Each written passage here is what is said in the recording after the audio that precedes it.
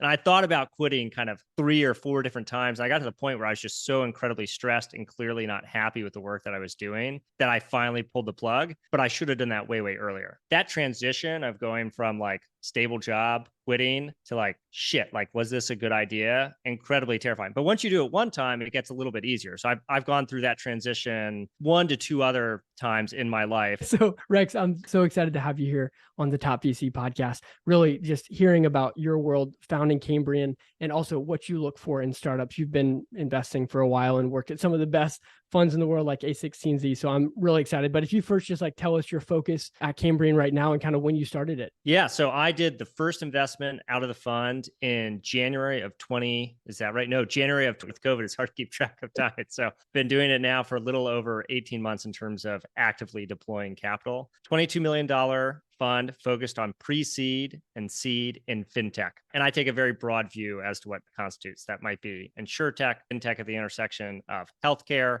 or HR, technology sold into banks, vertical software monetizing through financial services. So huge, huge opportunity area. And it keeps me very, very busy. Some people say, oh, like it's just fintech. I'm like, man, I feel exhausted like just fintech. So that's what I do. Pre-seed fintech, usually as a non-lead, second biggest check up to 700K after the lead. And how I got here, which I'm sure we'll get into. For this, I helped build the fintech practice at Andreessen Horowitz. When I joined, it was basically just 2 partners, helped grow that investing team to north of 10 folks, backed some great companies along the way, including, I think, some guests of one of your shows, at least, like Alex from Deal and some other great folks. But yeah, happy to dive into any of the things you want to cover specifically. Rex, that's amazing, man. Congrats on that. I'm so excited to learn more about that. I want to first just start for all the founders who are just used to reading the TechCrunch articles where all the money's being raised and maybe they're not getting it, or other VCs in general. But if you could share kind of a lower moment in your past 5 to 10 years just on your journey as an investor. Yeah, I think one of the hardest things for anyone who wants to do anything new, the hardest part is usually just getting started. And so for me, I think like the 3 low points in my professional life have always been when I'm thinking about starting something new. And probably the biggest mistake I ever made in my career was staying too long at my first job. So I was working in investment banking for Bank of America Merrill Lynch, doing real estate syndicated finance. I knew I didn't like it. I knew that probably within like a month or 2 on the job. And I stayed for 4 years. And I thought about quitting kind of 3 or 4 different times. I got to the point where I was just so incredibly stressed and clearly not happy with the work that I was doing that I finally pulled the plug. But I should have done that way, way earlier. But it's terrifying because you have a stable career. There's lots of opportunity. There is good learning there. And ultimately what I ended up doing was quitting my job, teaching myself to code, moving cross country, coming to San Francisco, and then joining an early stage fintech company that was working in mortgage. The company's name was Syndio. I was working under the CTO, Andy Caro, who's one of the co-founders of SoFi. Company failed, but like that transition of going from like stable job, quitting to like, shit, like, was this a good idea? Incredibly terrifying. But once you do it one time, it gets a little bit easier. So I've gone through that transition 1 to 2 other times in my life. I spent a long time as a software engineer, and then I started building Cambrian, the community. So in like 20, after I kind of left my previous job, was out here, started doing monthly events downtown San Francisco, getting together just really interesting people in fintech to talk about something they built. That community was just kind of a side hustle because I just enjoyed bringing people together, but it grew over the time to the point where I was running monthly events in San Francisco and in New York, was doing 2 annual summits, quarterly jobs fairs, but it's just a side hustle. In the meantime, I have my software engineering career where I'm working at fintech companies. And I'm like, oh man, like where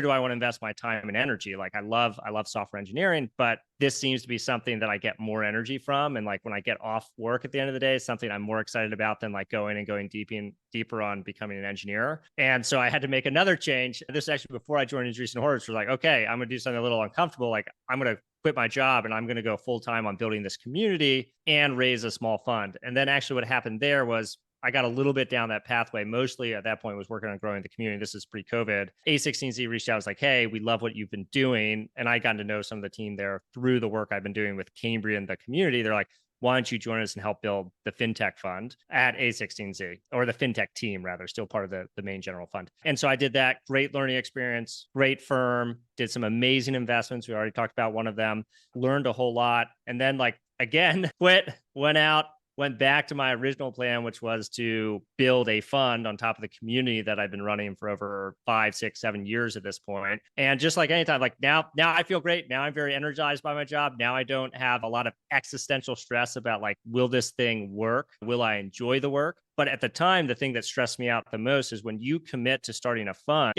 there are some similarities to like starting an operating company, but it's also different. So I don't want to say that they're the exact same thing. But one thing that is different is that often as a venture capitalist, you are actually making an even longer time commitment to that body of work than you are as a founder. So my fund one is a 12-year vehicle with 2 one-year extension options, right? So that's like a 14-year thing just for fund one.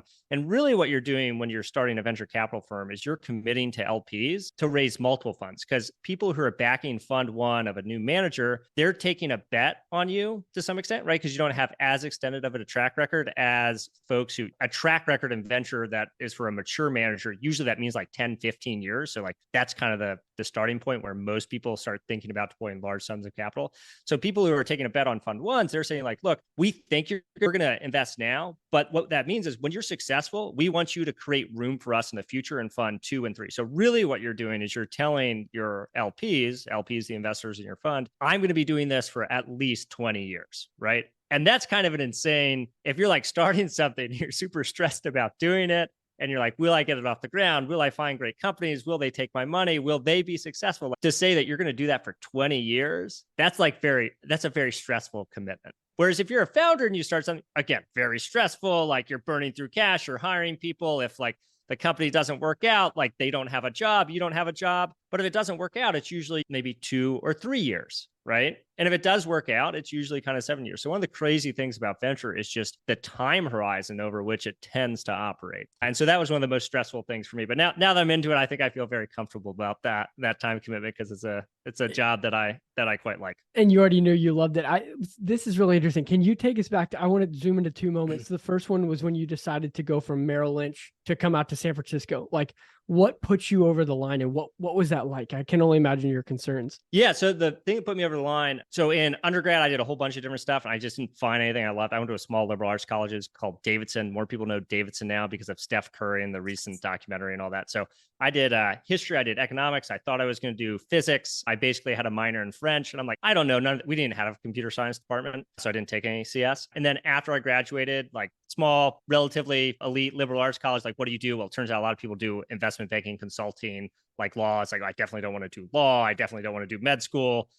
I don't want to do, because so like, it's like, I like banking, I like markets. I like, let's do banking. So I did banking. And while at the bank, what I actually did is I started taking online courses, learning to code. So in particular, I took a course from Sebastian Thrun and Peter Norwig when they were at Stanford. That was the first, I'm forgetting even what the name was of the original thing, but it was the thing that then became Udacity. So that was back when, I don't know how many people remember, but like MOOCs were like a huge topic in the early 2010s. No one talks about MOOCs anymore at all. But I did the very first like Stanford online, massive open online course in artificial intelligence, which was kind of a low code, pseudocode environment. So approachable to people who aren't actually writing code, but still thinking in fundamental computer science concepts. I'm like, this is way, way more interesting than anything I like thought about during my academic career, than anything I'm thinking about in my professional career. And like all of those people are out in the Bay Area. And so after that course, I then started doing like actual coding courses. I actually did a coding boot camp.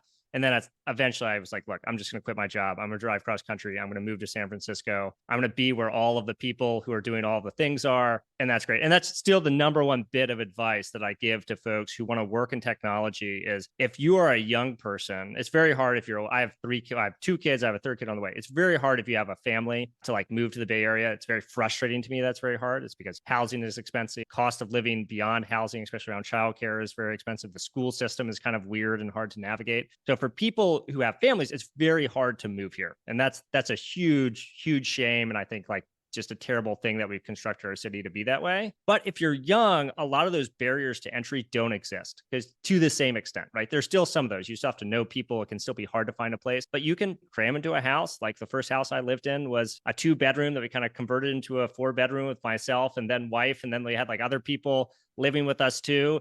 And I was paying less in rent than my sister, who literally lived, she was doing a very interesting job running a farm in Louisiana that was like 40,000 acres. but she was paying more in rent to live in a trailer in Louisiana than I was splitting out rent with all of my roommates in San Francisco, right? So like you can, if you like work at it hard, figure out how to be here. And then if you network hard and build relationships and are just enthusiastic, engaged, and like get things done, you can find really interesting work to do here. And you're able to do that as a young person in a way that's harder for other people. And because it's harder for other people, it's kind of an unfair advantage as a young person to be able to move into the city.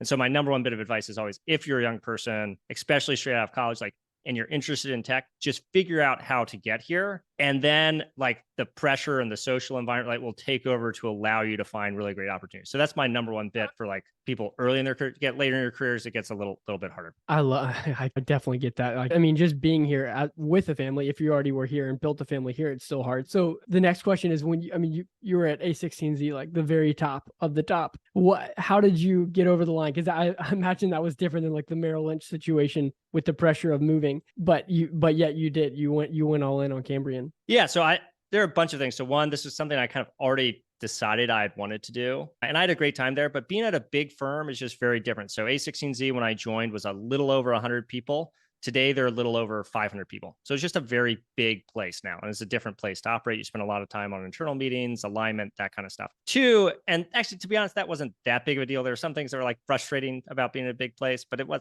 mostly you're just talking to people externally. And so that's fine. But really, I love doing the pre-seed and seed side of things. And if I stayed at A16Z does have a seed fund now, and that was new. But when I first joined, we basically didn't do seed deals. Then everything exploded. Prices got really high. It just didn't make sense to do A's. So because of kind of pricing reasons, we moved into seed. But then that's now gone away. So basically drifted back to like doing A's and B's, right? So when you're doing that, like you basically get to write like 1, 2, maybe 3 checks a year as an investor. And if you're someone who's like enthusiastic about the ecosystem and sees a ton of opportunity, like you get to be such a small part of that, right? And you get to be a small part of that by being inside of a larger place where you can't control and like, in the same way. Whereas now I'm backing 12 plus founders a year. I get to decide exactly what sectors, what that looks like. And then I also already had built this community and network that I like couldn't really lean into and grow when I was inside of A16Z. And now I can do that. So it's very freeing to go out and like lean into the thing that I wanted to do naturally, even though it meant I had to lose some of the cachet about being at a big firm. And then of course, like there's way more asymmetric upside if you're running your own thing. And I also think it's just way more interesting. And I think I'm able to be a better partner to my founders along certain dimensions than I was inside of A16Z. One of those very important dimensions is if you're a large multi-stage firm, you're necessarily adversarial with the rest of the ecosystem. And this is not in like a people are mean to each other way. I find people are very pro-social in their behavior generally within the venture ecosystem, but you are fundamentally competitive with everyone and tend to crowd out everyone else when you invest into a company. I'm a non-lead investor. I love collaborating with other seed firms. Seed firms generally, I think, are more collaborative with each other than multi-stage firms are for the reason of just how much capital you're trying to deploy and what that looks like. And so what that means is now one area I can really help out with is on future fundraising rounds. So I'm usually first check in, and then at the pre-seed, for the seed and the series A, I can be incredibly helpful about helping you build relationships with lots and lots of other investors who I'm always talking to, who are always thinking about what's in my portfolio and what's coming up. And they know there's not this weird signaling thing where if I tell them something's interesting, it's like, well, why aren't you doing the deal? Where you always have that signaling issue at A16. So one thing I like to tell people is that the largest checks or investors in your company will not be the most helpful along certain dimensions, which is why you want to have diversity on the cap table in terms of who you have backing you. And one of the big areas where seed funds and solo GPs outperform multi-stage venture firms is by helping you find follow-on capital, which is like the lifeblood of your business. And there's other things too, like often solo GPs, independent, smaller firms, like highly specialized, they know and own their network within that ecosystem better than anyone else. And so like dollar for dollar, or maybe even in absolute terms, their ability to provide access to the networks that matter to you are basically as good as it gets. And so that's another talking my own book about why to have solo GPs, seed funds, pre-seed funds, et cetera, as great capital partners. I love it. It's just a really cool thing to see you move from A16Z to be a solo GP as you are. It just says a lot about the ecosystem that's going with this. A lot of micro VCs popping up that'll eventually be big as well one day, but this is really cool. My next question, because just watching our time, is what is the biggest thing that you found that correlates to a successful investment at the seed stage? Like, what if you can only pick one variable that you just like wanted to know the answer to that best correlates? I'd love to know. Yeah, I want you, first of all, you said like micro VCs. So I think one thing that's interesting is we've gotten so distracted by the fact that there's some mega funds that we forget that venture actually started very small with very small funds. So if you look back to like one of the very first venture funds, I think it's Kleiner's Perkins first fund. You should look up what the actual numbers are in the outline, but it's like 19 raising like $6 million-ish. So there's like a long time where venture firms were quite small. It's actually relatively recently that we've had these massive, massive funds. So I think like through, and this isn't, I know, through venture capital, whatever that means. Venture capital has just become a bigger asset class, right? So there are more specialists at more parts of the stage. One way I like to think about this is that in like 2012, I think like $20 billion was deployed in like venture. And then in 2022, top of the market, $200 billion. So that's like 10x growth in the amount of dollars deployed in like US backed venture companies. And what that means is when you have a 10x growth in the amount of capital, it means you have different kinds of firms operating. So what really has happened is I think like there are a lot more smaller funds now than there used to be, but smaller funds actually used to be more representative of what venture was in terms of being the earlier stage. And now what's new is having these massive, massive funds like an A16Z that has north of 50 billion in assets, 500 people. And so like this is kind of like what I like about ventures, this stage of it. And the other stages of it are super, super interesting too. But you had a question on what was your other question? No, I love that. Thank you for helping us with that.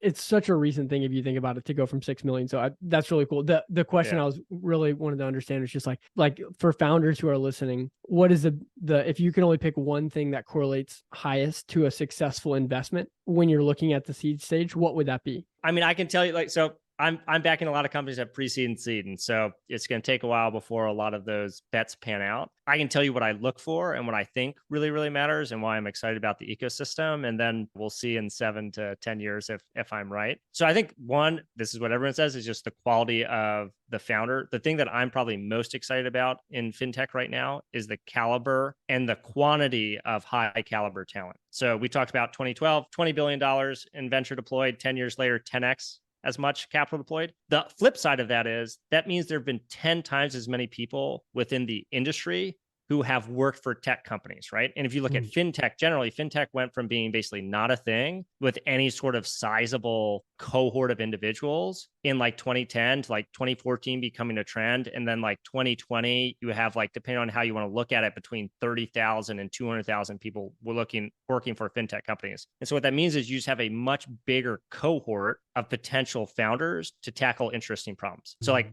drilling in more like what it looks like to have really great founders. If you talk to, so I have a podcast, I'll interview like top founders of fintech companies. Like if you talk to like John Stein at Betterment or Ken Lin at Credit Karma, like you'll hear their story about like, how did you find your first founder or your co-founder? And it's like, I don't know, like there really wasn't anyone. And then like, it was my roommate and like, we met at a bar and like, and that's like, okay, how did you raise your first round of capital? And they're like, I don't know. Cause like no one did venture in fintech at the time and they didn't really understand what it was. And like, it's like, who were the first people you hired? And it's like, man, it was kind of hard because I was like in New York and there like weren't any tech people there. And so that's like what it was like 13 years ago. And you fast forward to today and it's like, obviously if those folks want to start, but anyone who's like even worked in any of those companies for any appreciable period of time, it's like, okay, who do you want as co-founder? It's like, well, I've worked with these 40 different people. This is the idea I'm thinking about. These are probably like my top 10 candidates. And you're like, wow, that's great. That's better than like 0 candidates and no idea like how to find a candidate. Or like I run a co-founder matching thing, right? And I just kicked that off. I have 260 folks participating. I'm doing an event in downtown San Francisco in like another couple of weeks. And we'll probably have like 100 people showing up. Like you just 10 years ago, you wouldn't have that. So that's number one, a lot more talented people. And then number two is like size of the opportunity. So if you look at fintech, the kind of startups have captured about 2% of the like total revenue in financial services. So that means about 98% of revenue in financial services still flowing through all the people it was 10 years ago. So if you're like fintech is over, it's like, no, it's just not. I think it can feel that way when you work at a certain company or you see a certain category of companies and you see a bunch of companies around that category. You're like, surely it's like over. And it's like, that's actually just one category. Like there is a lot of other kind of stuff. I do a lot of B2B. I always struggle to explain to a popular audience, like how there are so many other things. But fintech, I think one easy way is just talk about fintech at the intersection of things like healthcare. It's like, that's a massive, massive area. Fintech at the intersection of like human resources and how you provision benefits and wages, all that sort of stuff, massive areas. Fintech play in the capital markets. There's so much opportunity there. So there's like all of these are massive areas where there really aren't that many people working on them. So one, we talked about people. Two, we talked about like the market size. And then three, this is the other thing is like, so big market, smart people. We also have better tools. So if you wanted to, you go back to like a John Stein or Ken Lin or whoever, and you like want to build a product in fintech in 2010, you're like, I want to launch a debit card. You're like, I have no idea how to do that. No one's done this. Like it's kind of someone had, because like Walmart and some other people had back in the day, and there's like Green Dot, but effectively no one had done. Now it's like, oh, you have like 20 or 30 people you could go to help launch a debit program. And that's great. And that's been true for like 6 or 7 years. But if you wanted to launch a credit program, that's actually relatively new that has started to get a lot easier. And then if you want to do like some other more sophisticated things, the infrastructure there is also new. So the aperture of the complexity of products you could launch and build with. So like you could launch probably if you're a sophisticated team, in 1 year, you could build a company that's launching like 3 or 4 products and building unique and novel infrastructure on your own, how to do it, all within 12 months. Whereas if you go back 5 years ago, you probably didn't know how to build something, or at least there wasn't the infrastructure, and you like struggled to get one product off the ground. So Ahmad at Mercury, great founder, great company. I use them for my bank account. If you talk to him, and we did on my podcast about like what it took to build, he's like, it just seemed like there should be a better version of this. And I was like, I guess I'll build it. And then I started building it. And when I got into it, I was like, wait, I don't even know what ACH is. What is ACH? So like literally someone who built like one of the best neobanks out there for startups, like was learning what ACH was. And now there's so many people who know what those things are, how to build it. So that's why I'm excited. And I think if you have good people, huge market, better infrastructure, like there's going to be a lot of stuff that's still pretty interesting. That's amazing. This is the last question, but I want to know when you're comparing smart founders next to each other. So say all those other 2 variables are fixed, but we have like the John Stein, the Ken, the Ahmad. Maybe there's a couple other ones in that same category, but you're only able to pick one investment.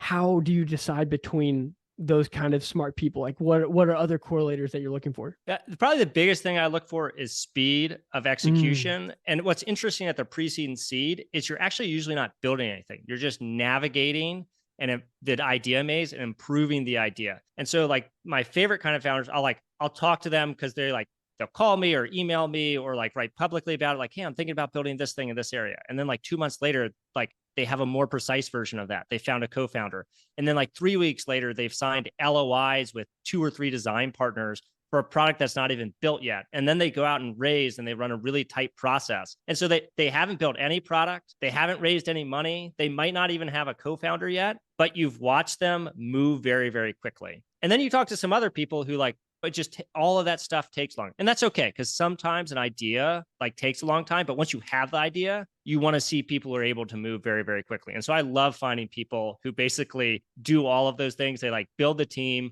They don't build the product so much as scope the product and sell it to people before they've built it. And then they're like, now I know this is real. I'm going to build this thing. And so like, that's another bit of advice, like try and sell something that's not built. Because if people will buy something that's not built, they'll definitely buy it if it's built at work. And you can save yourself a lot of time, energy, effort, and expense to do that. It doesn't always work. Sometimes you do have to you're like, look, I'm convicted this is a thing. I'm going to spend like 2 years building it. And then I'm happy to do that as well. But a more capital efficient way of doing it can be to sell the thing before it's built. I love that, Rex. This has been amazing. What's the best way to reach out to you? I'm assuming that you're not gonna be able to take most LinkedIn and Twitter, Rex Salisbury for both of them.